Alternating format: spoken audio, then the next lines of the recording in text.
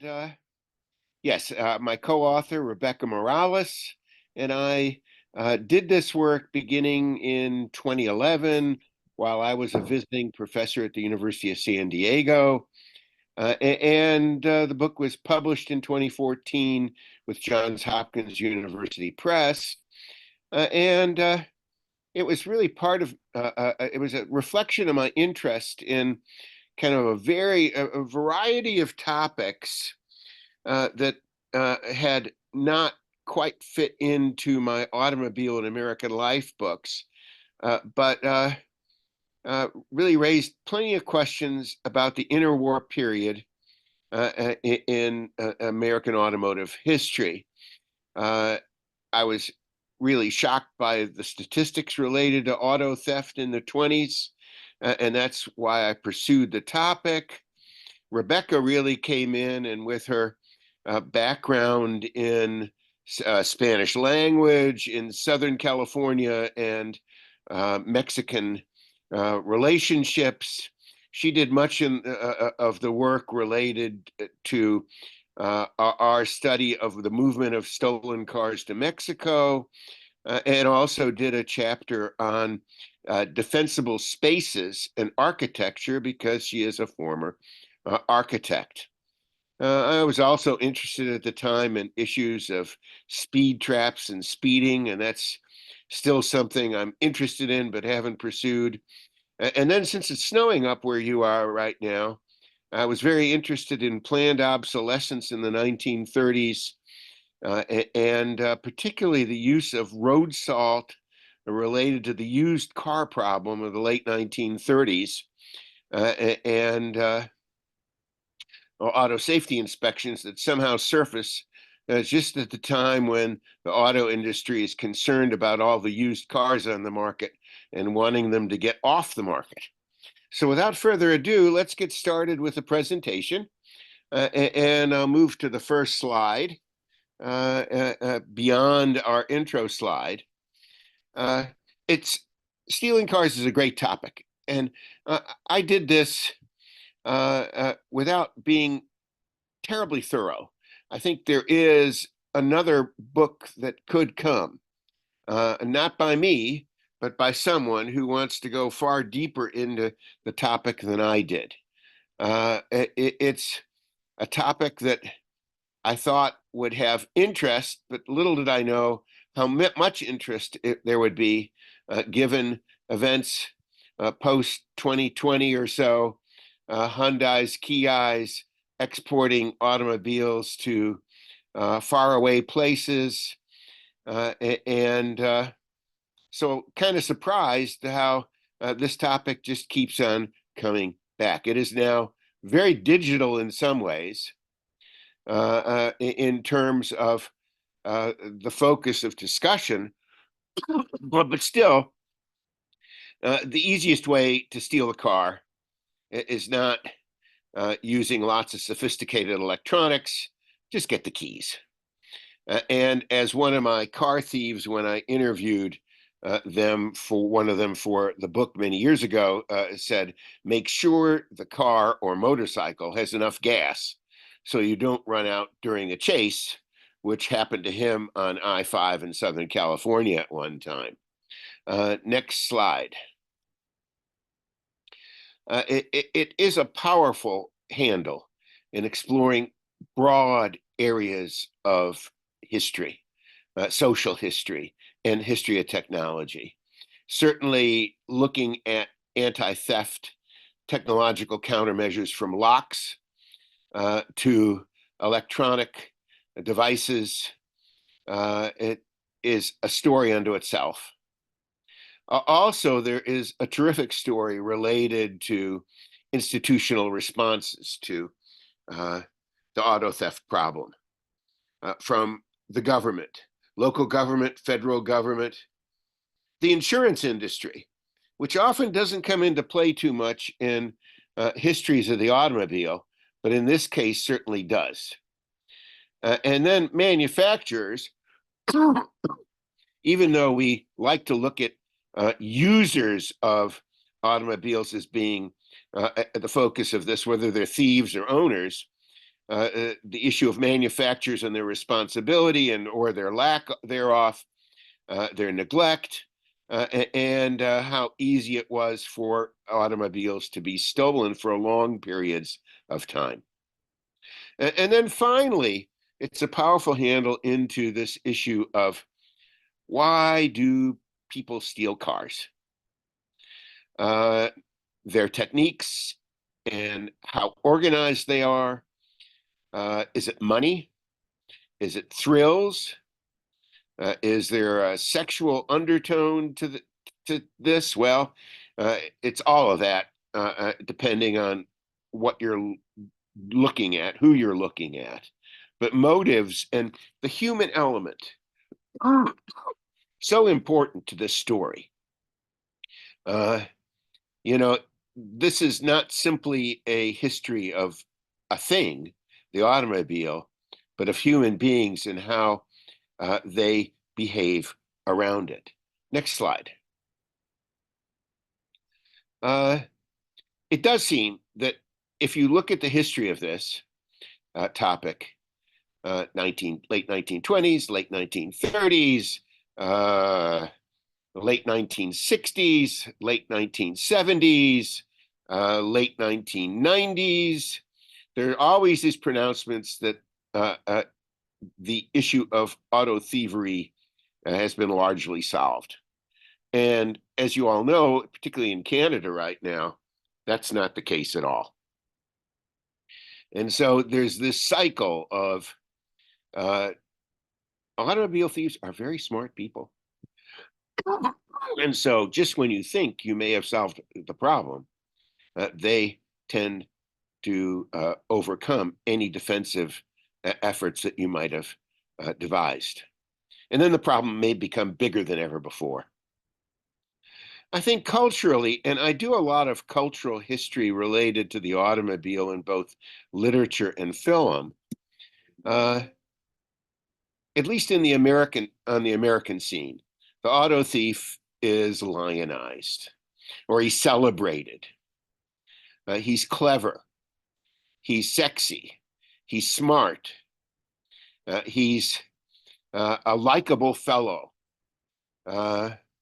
And he actually is a part of an American tradition of following one's status, overcoming class barriers even, and reaching for freedom. The auto thief is on foot, but he grabs that freedom machine and he takes freedom away from the owner. Also culturally, and this is not the case personally, but the act is characterized as being victimless if the owner has insurance. And that's not the case if you interview people who've had their car stolen. They actually feel really violated. But the act itself, particularly in the literature, in cultural materials, seems to be more victimless than it really is. Next slide. So there's a paradox, at least in the American scene. We love automobiles, and I assume our Canadian neighbors do as well. There's always been a question of our love affair with the automobile. Certainly, it was far more intense in the 50s and the 60s, but there was also a lot of auto thefts in the 50s and the 60s. But how can you love something and yet not protect it as it should be protected? It's so easily stolen and replaced. And I think that really gets at a handle issue of how deep was that love affair with the automobile? I don't know how to answer that. I hang around a lot of auto enthusiasts at cruise-ins and cars and coffees, but that may blind me from another very serious issue of many people just see the automobile as nothing more than an appliance. But that doesn't keep auto advertising from touching our spiritual nodes in terms of values and things and symbolic of something far bigger inside ourselves, making us more important than we really are. Next slide. So there are all kinds of questions that we could go much deeper in than in my rather short book. These urban, rural, and inner city variations. Variations related to models of automobiles and vulnerability to kinds of theft. Lately, it's the issue of social media.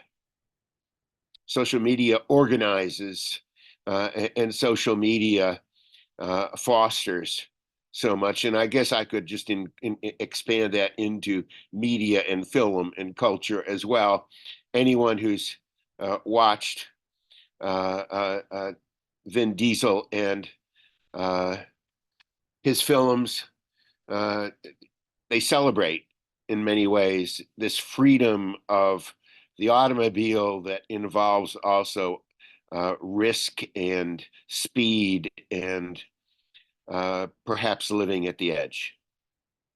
And then finally, and this is important for the contemporary issue in Canada, but borders have always been important to the story. Ironically, in the 1920s, when Detroit was at the hub of automobile thefts, Canada was often the place where these stolen cars were moved to. And there was an exchange between stolen cars and liquor during our prohibition. In California from the 30s on, it was Mexico and the border down there and the movement of cars to Mexico and drugs back. And that's still a really important issue to this day. And now with containerized vessels and global trade and the fact that, at least in our country, I don't know about yours, we are so concerned about what's coming into the country. We're not so worried about what's going out of the country. Borders are really important. They're the best friend of an auto thief, whether that be today or whether that be in the 1930s in Kansas and Missouri. Next slide. And so there's these questions of manufacturers and their negligence. Were they negligent? To what degree were they negligent? The insurance industry plays a huge role in this story. And perhaps we'll talk about that a little bit. And then how does auto theft change? The joyrider, used in crimes, which is still the case today. The hackers, maybe they do that in part because it's a creative act. And then these emerging foreign markets, which were emerging foreign markets in the 20s and 30s in Europe and Eastern Europe and Asia. And now, of course, it's in Africa where we don't make very many cars, but with increasing prosperity, they want cars. Next slide. So I was really shocked when I got into this at first, and I saw around the time of World War I, the large number of cars that were stolen in big cities around the United States. Or at least I thought they were large numbers. And it surprised me. It was before I really understood things like recovery percentages. And boy, recovery percentages are really important if you're starting to think about stolen cars in history. What percentage of stolen cars are recovered? And I have some questions over some of the statistics, and I find some scatter in those statistics, but the higher the recovery, the more we're talking about joyriding or occasional transportation and then organized crime. Note, recoveries pretty high in 1918 in these major American cities. Next slide. As you can see, these are remarkably high recovery rates. LA, as much as cars are being moved to Mexico, and we know that in the 20s and the 30s, recovery rates are still very, very high. Sometimes I'll see statistics where recovery rates today are, depending on where you are and what you're looking at, 50%, 55%. But then I can also see 70%. So if you're a fan of trying to look at this topic, try to figure out in any one point in time, in any one place, what's the recovery rate? That tells you a lot. Next slide. This is an image that's probably as telling as anything, in terms of why recovery rates were relatively high and why Model Ts were so stolen in such large numbers. This is a Model T dash. Initially, the Model T key, there were only 2 keys. And so if you had the 2 keys, you could go up to any Model T, and even if the key is out, use it and go. Great for joyriders. In 1919, I think it was, Ford changed it to 26 keys. But the key code was stamped on the plate right by the key. So if you had the key code and you had a chain of keys, you could still steal any Model T. And Model Ts were stolen and driven around, and the source of lots of the thievery, but not all of it by any stretch of the imagination. All makes were stolen. But the Model T, in terms of sheer numbers, was by far at the vanguard of this whole phenomena for quite some time. Next slide.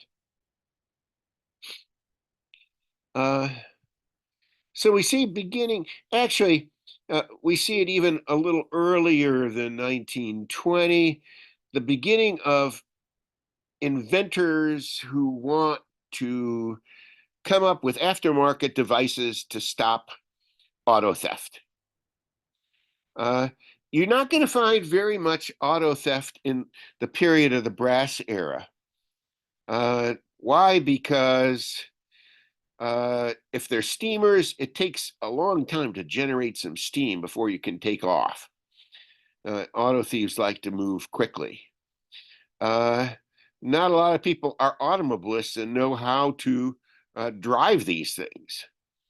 Most theft in the period to 1914 or so were kids stealing bulb horns and things like that and spare tires. But by 1920, that's the case. And you can go back to 1909, actually, and people start patenting locks of various kinds. Here's one, the National Auto Combination Lock. If you go to my book, you'll see a good number of references to these lock patents. But there's many more, and one could do a thorough study of that whole phenomena. Next slide.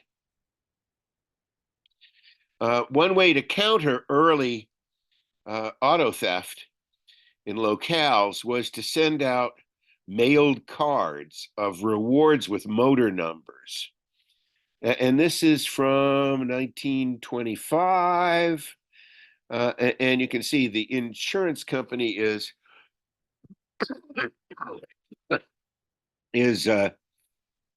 essentially doing this. Note also there's a really interesting phrase here, is the legality and legal phraseology of auto theft is changing, taken without consent rather than stolen. The motor number was the number that was used. These cards were mailed to police departments in maybe a radius of 100 miles or so, usually.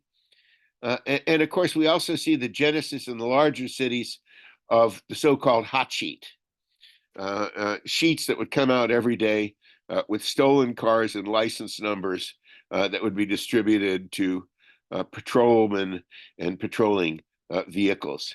That motor number is important because it's the motor number that is around until the 1950s when we get into VINs, vehicle identification numbers, and then in the late 60s when VINs become even more important with on dash or through the dash numbers with rosette attachments to try to make it more difficult to remove a VIN and clone a car. Next slide.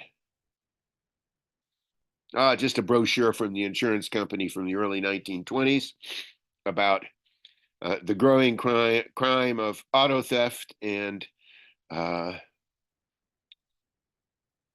to, as an owner, avoid it. You can see this is a surly looking guy here. I wouldn't trust him. There was one company that marketed a blow up rubber doll that you could put in the driver's seat that would look like someone sitting there, try to keep a person away from a car. I don't know if that ever worked. I saw the ad at one time, but then I lost it. I wish I would have kept it. I would have used it in the book, but I didn't. 1920s, pretty significant phenomena of auto theft. Onwards, next slide. This is one I have here, actually. I actually have it over on my fireplace in my, this is the 1920 Miller patented Spike security auto theft signal system. It's got a really strong lock. It opens up, you put it around the tire, it will wedge into the ground and try to drive your car away with that. Pretty nice, unless you get somebody to take off the wheel. Then you got a problem. But I have one of these, and they came in about 20 different sizes. This is, I think, this is mine, and I think it's really the size for a Model T of that day of 1919, 1920, something like that. Interestingly enough, there's a 1997 patent that pretty well mimics this whole thing right here. What goes around comes around in terms of security devices. I don't think I'd recommend this, however. Next slide. Because of all the auto thefts in 1919, the insurance company and the federal government got together and they passed a federal law in the United States called the Dyer Act. Crossing state lines with a stolen car is now a federal offense, a mandatory 5-year sentence. What it inadvertently did was it put thousands of young people in federal prison in the 1920s. And so the Dyer Act had to be modified and language changed because we had so many youth in prison during that period of time, as you can see here. And it was a harsh experiment, and it was still very significant in many ways, because what it did is the federal government, in particular the FBI, was kind of a small agency. J. Edgar Hoover was just an assistant on more the margins of federal law enforcement rather than at the center and with a large budget. And then stolen cars came along and the Dyer Act came along, and the FBI now had a real reason to be in a big way. And so when you read the histories of the gangbusters, the FBI and organized crime in the 20s and the 30s, often the reason why the FBI is involved in tracking down our most publicized criminals is because of bank robberies that involved a stolen car that crossed state lines, particularly in the 20s and the 30s. That area of Missouri and Kansas and Oklahoma and those borderlands is where thieves like to rob banks and then cross the border and get away from local authorities. That's how the FBI got its purpose to be, and what followed was stolen cars led to the tracking down of Bonnie and Clyde, Babyface Nelson, all those folks. Next slide. And so it's the lawless years of the 30s. And the 20s were largely years of joyriders with those Model Ts, high recovery rates. 30s, we start seeing the appearance of organized gangs for the first time. And actually, particularly in New York and New Jersey, the export of higher end cars, Packards, Marmons, Cadillacs, to places overseas out of New York and New Jersey. And so that's when organized crime really gets on the radar here, related to the FBI and federal enforcement. And the first time we really begin to think in terms of organized crime and law enforcement. In Mexico, it could be guns and liquor and drugs and cars. On the East Coast, it's mostly export for wealthy buyers in Europe and Asia. Next slide. There's one of our most celebrated wanted women of the 30s, and she's making a very bad mistake that will cost her later. That is Bonnie, of Bonnie and Clyde, and with a lawman who will end up tracking her down, and a publicized photo, and what goes around comes around, and she will get her reward at the end. And you can easily see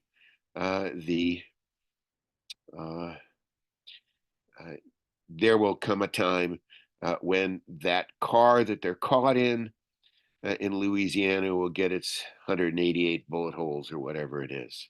Next slide. There she is, Clyde Champion Barrow and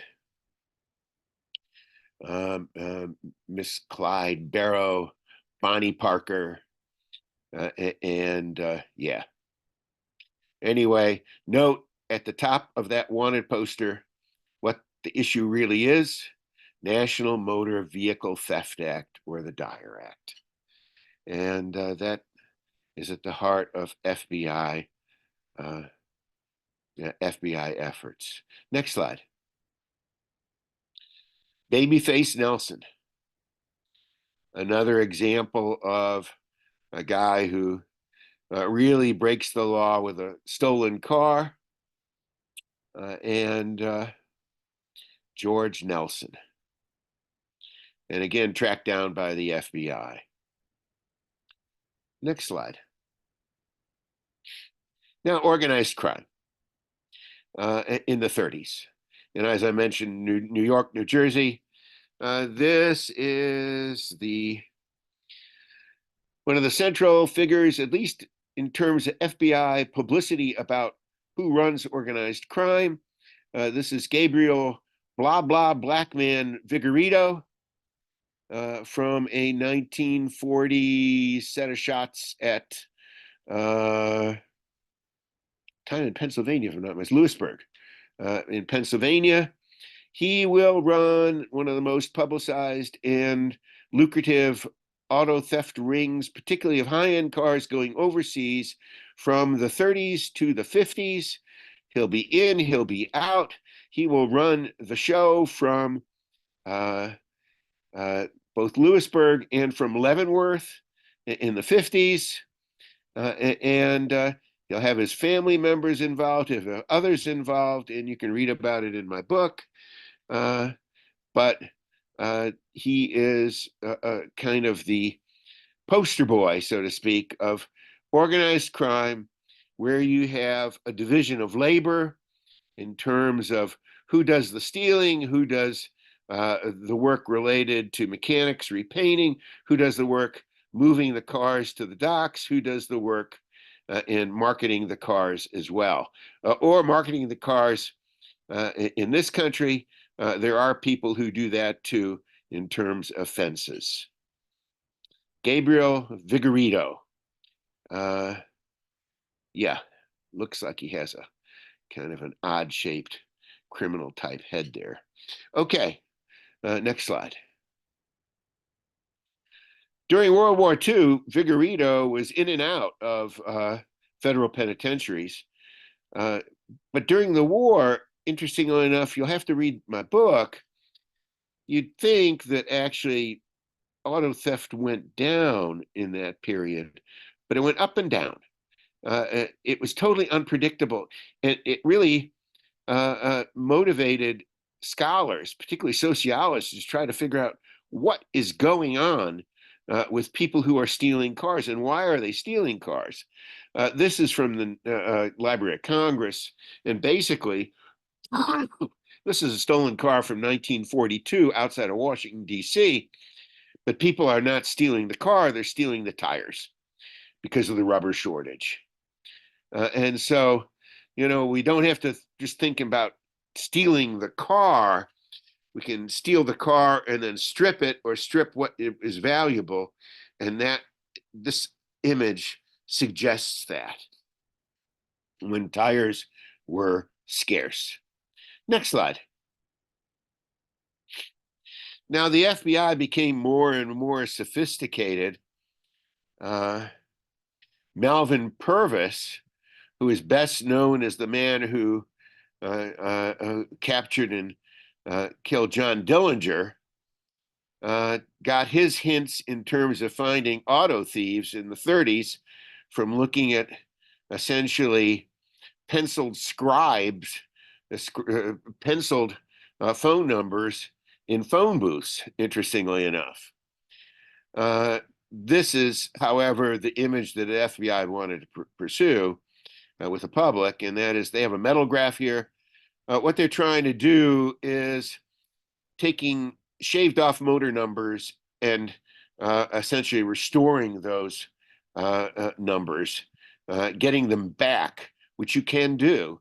You can do it with a chemical solution, and you can do it with a metal graph. And on the left is a metal graph at the FBI laboratories, and then on the right is a paint swatch panel tracking down original paints on automobiles and trying to deal with repaints and all the rest.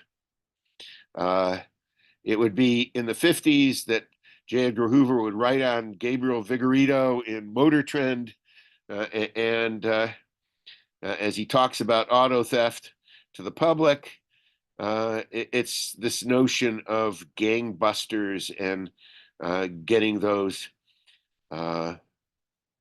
organized criminals, because we were at a loss in the 50s beyond organized crime as to what to say or do with auto theft in sheer numbers related to joyriders, because it appeared that from statistics and from arrest reports that most of the auto thefts in the 1950s were done by middle-class American youth, about 80% male, 18% women, or something like that. And it was quite an embarrassment at a time of the Cold War that our society was essentially characterized by a middle-class youth who were defying the rules of property and law. Next slide, please. So we see these rates going up, and it's quite a problem, and you would think that they level off in the 70s for a while. And one might say, the government gets involved in 1968 and the government does some good things. But it's quite temporary, and then it shoots up again in the 1990s. Next slide. Most of the cars that are stolen are the inexpensive cars, the Fords, the Chevrolets. Note the Chryslers are the ones that are most avoided. I think it's because they had the best ignition key system to thwart easy jumping of wires. GM, Pontiac, Buick, Oldsmobile had a system of locks where you could actually take the key out and leave it on accessory and just have the car ready to go without having a key in the car. And that was one of the reasons why GM cars were stolen the way they were in this period of the 60s, 50s, and 60s. Next slide. Mostly transportation, joyriding. Note that actually organized crime was relatively low in the 60s. And really parts sales were relatively low. And the monetary aspect was not terribly high. It was still about joyriding and transportation. So the government took some action. Next slide.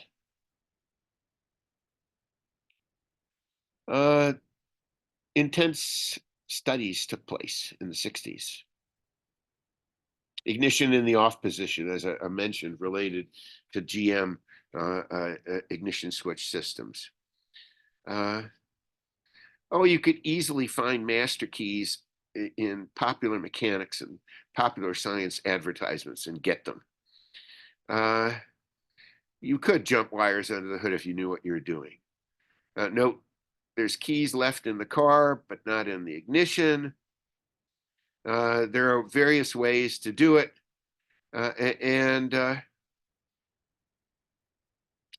You could also illegally obtain keys. And then there's the screwdriver. Next slide. So the federal government, it's part of really a massive infusion of federal government influence into the American automobile industry, beginning in the late 1960s. Emission safety and car theft as well. There are mandates related to steering wheel locks. Those were pitiful. There was the single VIN number. There was, this is curious, and a lot of people didn't know this, that wonderful vent window that you used to play with when you were driving along and your father was driving and you'd work the vent window as you were moving along, that was eliminated by federal mandates, along with door buttons and door handles and the annoying key buzzer. All of that came to be beginning in 1968 with, I think it was Federal Standard 214 or something like that. Largely in its initial stages, ineffectual. So much so that, next slide, for the Ford legislated response to their ignition lock was so easy to break into that by the early 1970s, any common criminal just needed a vice grip and a screwdriver, jam the screwdriver into the ignition switch and turn that screwdriver, and you'd pop out that ignition switch. And so there's a real story there that could be even played out more about federal involvement that was terribly ineffectual. But also things moved related to auto theft by the late 70s and early 80s, and particularly as more European cars made it into the American marketplace.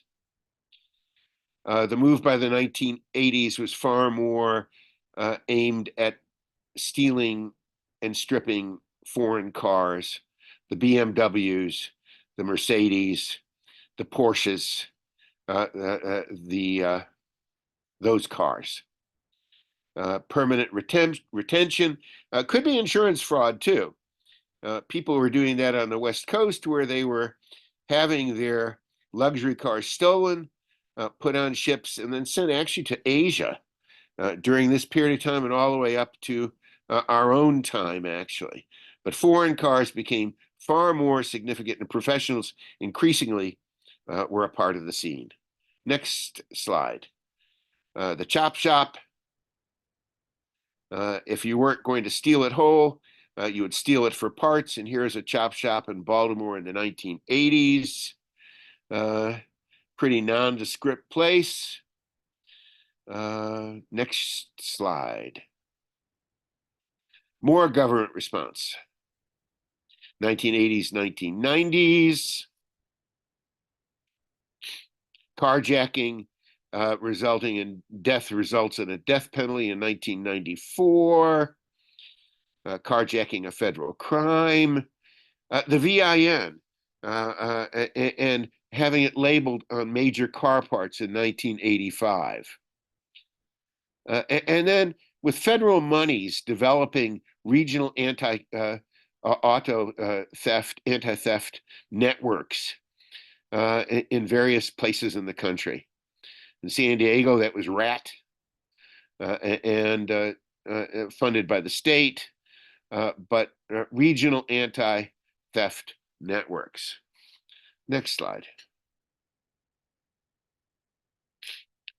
And then, of course, beginning in the 1980s, it's a part of the digital revolution really related to the automobile itself, as the automobile becomes far more an electronic device in many ways, or essentially set up with systems of electronic technologies in a number of different ways.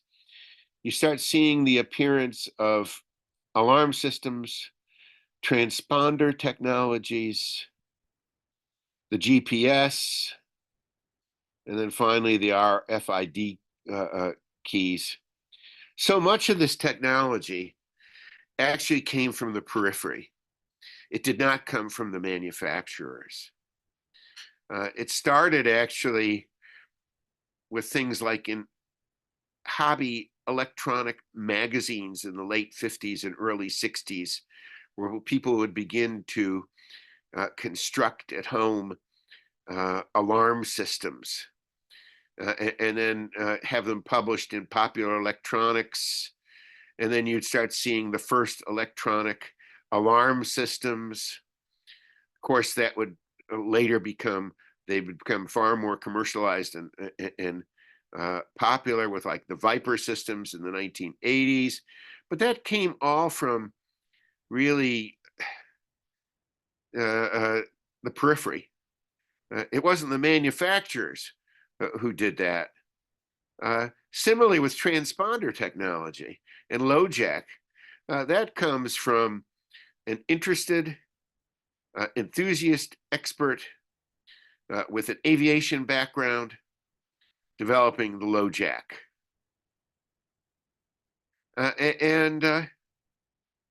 And I don't need to remind any of you how all of these technologies, at least in their primitive states as they appeared in the 80s and the 90s, can be overcome with various types of jammers, scanners, blocking devices, and all the rest.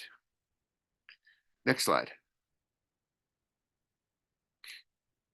And so what we see are still recovery rates that could be better, but organized theft is playing a major part now in much of the stories that we see in the United States.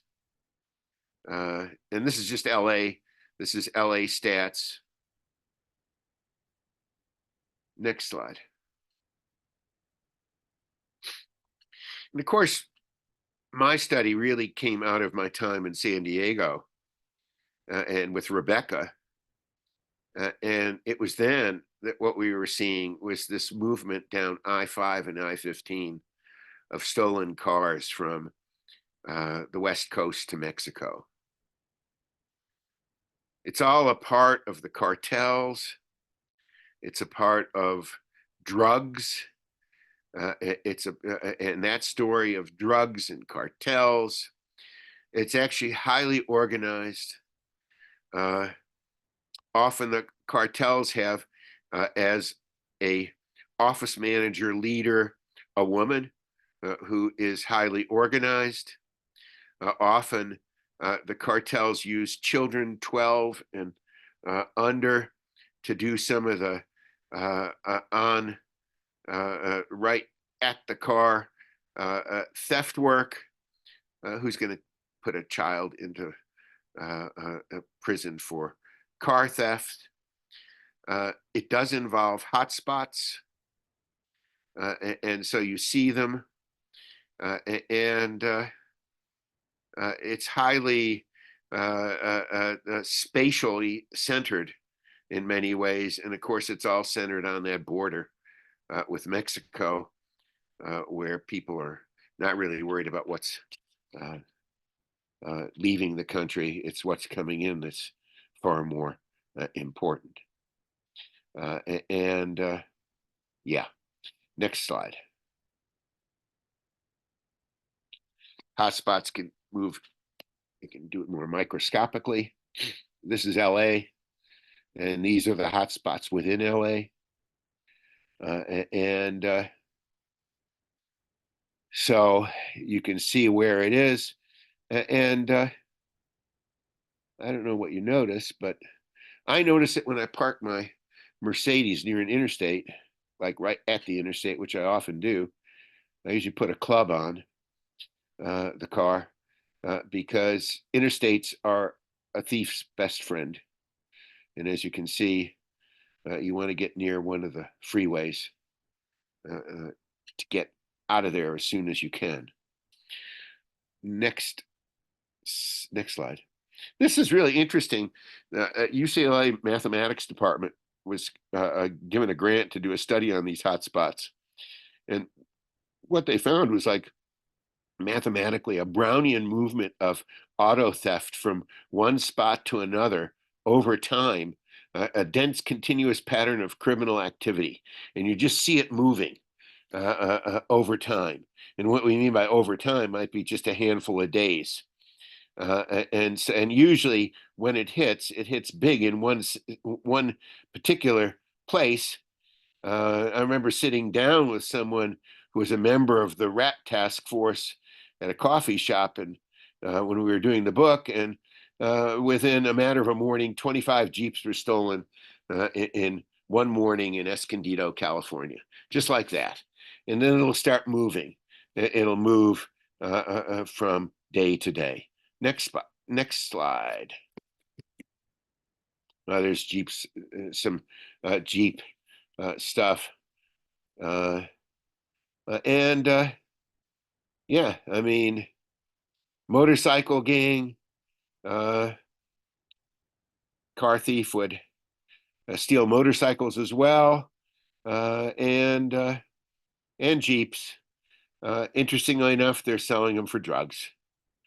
And then they cross the border and start all over again. Next slide. I'm running out of time. Culturally, I'll just urge you, because I want some time for questions and answers, look at the celebration of the car thief. Often violence is not that significant a part of the story, and sexuality and this is a 1956 movie called Hot Cars, and right at the beginning of the post-war period in many ways. The next slide. Bonnie and Clyde, the very famous movie from the 1960s. Next slide. This is a great film. This is Toby Halecki. This is not the film from 2001. This is the film from 1974, and it had Parnelli Jones in there, J.C. Agajanian, but Toby Halecki, the junk man from L.A., did his own film, got his own cars. This is the film that would later be redone in 2001 with far more significant actors. Halecki ended up making a couple other films. He had a water tower collapse on him during making one of his films and died in 1984, if I'm not mistaken. Great film. And this is where Eleanor is celebrated. We're stealing 50 cars in 2 days. And you can lock your car, but if he wants it, it's gone in 60 seconds. Next slide. There's Eleanor and a half-witted policeman trying to track him down. Next slide. Other films celebrating auto theft or trivializing it. Grand Theft Auto with Ronnie Howard in one of his first film in 1978, a Roger Corman film. Next slide. More violence in reality. Charlie Sheen in 1987, I like to think. No Man's Land. One to watch if you like Porsches and Porsche 911s and 356s. Next slide. Realism. East Coast thefts, menace to society in 1994, and Race and Pain. It may be celebrated as something something to do. Next slide. Something that is exhilarating. It's not. There's a lot of pain. This is Chop Shop. And here we get to see the children involved in all of this. Next slide. And then if you like to read, Theodore Wiesner's The Car Thief, where the stolen car thief doesn't experience exhilaration, but fear. And it's a very sad story. Next slide. Another story of violence and disillusion. Clyde Edgerton's The Bible Salesman. He's a Bible salesman who will steal cars. Next slide. Of course, there's gaming and Grand Theft Auto, the most popular gaming programs around are auto theft, gaming, and what does that influence? How does that influence? Big questions. Next slide. And so everything that you're experiencing now in Canada with high-tech auto theft, we knew all about this as early as 10 years ago and even more. It was done by electrical engineers in 2010 and 2011. We knew that this would happen. And it's all about the complexity of electronic systems in modern automobiles and how you can use it. And so with that, let's just flip it to the very end. I want to leave at least a little time for some questions before we have to knock off here. You can see the rest of it and the attack surfaces. All of that is, how you can get into a modern car. But I'll leave that for any questions.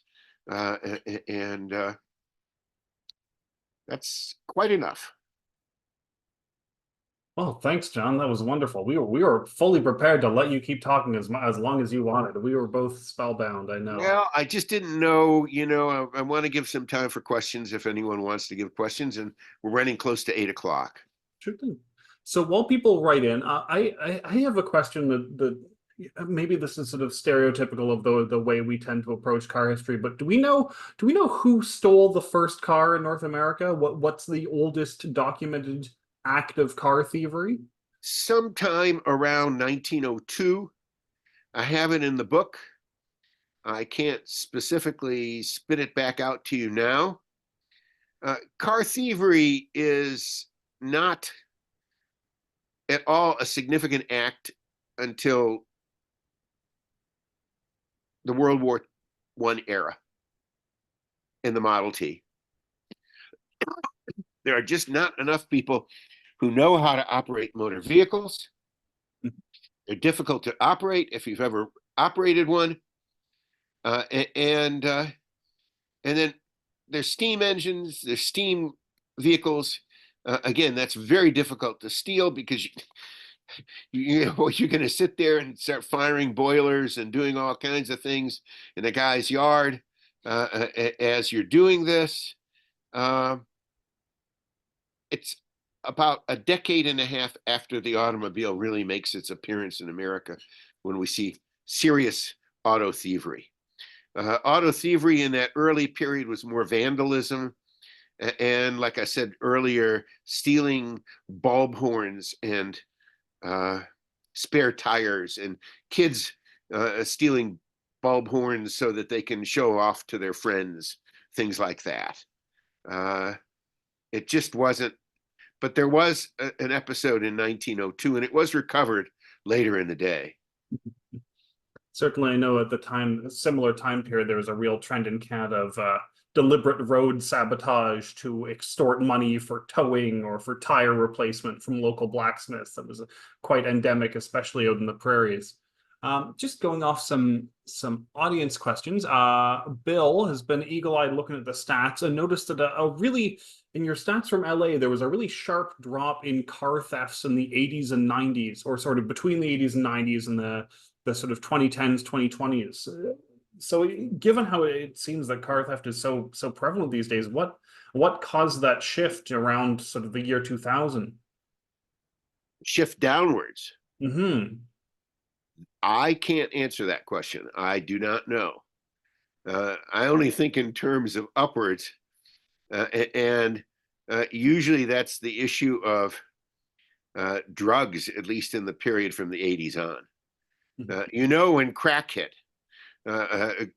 in the mid 80s, and that's when auto theft becomes more significant. But I don't know about that sharp drop. And I even wonder about some of my own data. All right. I find the data to be at times suspect. How much is reported, how much is not reported, how much is poorly reported. Yeah. Now, the NCIB, the National Insurance Crime Bureau in Chicago, is, I think, the definitive group. There's also the Uniform Crime Reports of the FBI. But even there, and that's a really good question. I don't know. Could it be the judicial system tightened down for a while? Because we don't really do much with intense, severe punishment of auto thievery. Most auto thieves are back out on the street the day they're arrested. We do that in this country for sure. It's like I heard today, why are so much theft taking place in New York City but not in Florida? Because in New York City, no one is prosecuted or put to jail. If you're prosecuted, if you steal in Florida, you're going to go to jail. All right. And so what you do is you steal in New York and then take it to Florida, because that way you can't be prosecuted in Florida for that theft. We've got a couple questions about more contemporary sort of theft prevention. Phil's wondering if the club still has any impact, if it's still a substantial deterrent. And Chris is wondering sort of what's the current best way to thwart the auto thief these days? Well, when I was doing the book, I spent some time with like the head of the San Diego area, a policeman, the auto theft group down there. And he actually carried clubs in the back of his truck and he sold them. Okay. And he said, well, if they want your car, they're going to take it. But they're not going to usually carry Freon with them, because Freon is the way to freeze out the lock and hit it with a hammer to get the club free. Okay. So there's a useful bit of information for that one person listening who really wants to learn more about how to steal a car. And so they just keep moving on, there's always these kinds of, there's the deterrent.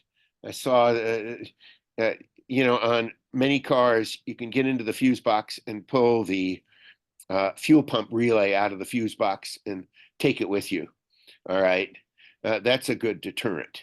But I use the club in my old Mercedes, and if they take it, they take it. I mean, they can take it. Another easy way to take it is just tow it. I mean, how are you going to stop that? You're not. I mean, and so but I think the club is actually a pretty good, cheap deterrent. Then you can start doing these electronics, alarm systems. The best guys, the pros, usually know how to, they're there for a reason, and they know how to do that. Yeah. And so I think if you have a car that is highly desirable, lock it in your garage and just make sure you have good security in your garage. That's what Haggerty would say. That's what the insurance people would say. Yeah. Clark's asking a question actually quite ripped from the headlines. Just in the past couple days, the provincial government of Ontario has announced that they're canceling the annual registration fees for sort of re-upping of vehicle license plates. And previously they'd canceled the application of sort of new registration stickers to license plates. And he's wondering, does this seem like something that might inadvertently benefit car thieves if it's harder to tell when a vehicle's registration is up to date? Might be. I did not hear that news, obviously. I mean, but people are usually going to take, again, depending on who the thief is, you might use stolen plates. And then what does that mean? Whether you have a current sticker or not, you're going to use a stolen plate. And you might steal that plate from a airport parking lot. That's a good place because people aren't going to be around for a while, and so people won't be noticed for several days. I don't know if the if the Ontario police are using plate readers. I think they are. I would think they are, but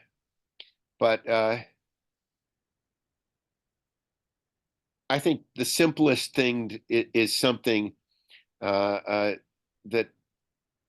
it's just they're gonna see it and then they'll move on, or they're gonna take it anyway. Yeah.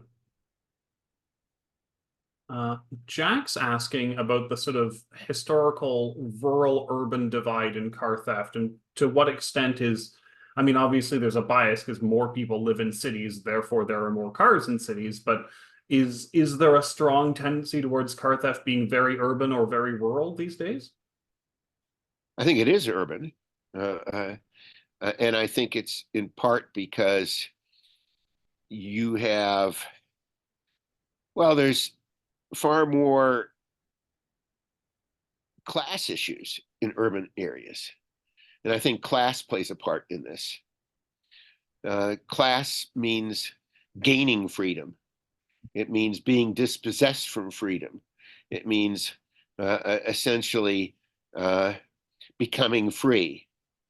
It means gaining status. And I think that's part of it. I think in urban centers, and particularly in wealthy neighborhoods in urban centers, there are these very desirable vehicles. You don't find a tremendous number of 7 Series, 8 Series BMWs on the prairie, I would think anyway. Or if so, they'll be locked up pretty well. I don't know. There's a lot of oil money there. But I think the point is that, and there's also, at least in my sense of things related to American life, there's far more traditional values in rural areas. And traditional values mean respect for property. And in cities, you're having a lot of people moving in. In our country, of course, what we're having right now is this huge migrant crisis and a lot of new people moving in. And so you see a lot more tension there. And I think that's part of the story, actually, in urban centers, at least the United States. But I think rural people are far more tradition bound, and I think that's a very much part of the story and always has been. Now, Great. oh, are we out of time? I think we're gonna call it, but I wanted to ask the one last. I want to make a note of the something we were talking about before we started, actually, and that was on theft of electric cars. That is a very brand new topic. Back in the 80s, no one was going to steal your electric car. No one wanted an electric car to start with. So maybe as a kind of final remark on the chance of your new Tesla getting stolen versus your new Chevy Silverado pickup truck. Yeah, I mean, the trucks are now the hot vehicles to be stolen in this country. They're number one and number two, Ford and Chevrolet trucks. You know, and it's very familiar, you know, and it's very useful. All right. And but a lot of people, you get behind the dash of a Tesla, and if you've not been around a Tesla, that's going to take some doing, and or really any even hybrid. There's a different dashboard there, and so I do think electric cars are not yet on the radar screen of thieves, because if they're going to be exported, where are going to be the charging stations? If they're imported or just stay around, where are you going to charge them? All right. And how are you going to charge them? Are you going to steal a Tesla and then use your card, your Visa card, to charge it at the charging station? Well, that you might get tracked down there. So I think electric cars right now are a pretty safe bet. Yeah.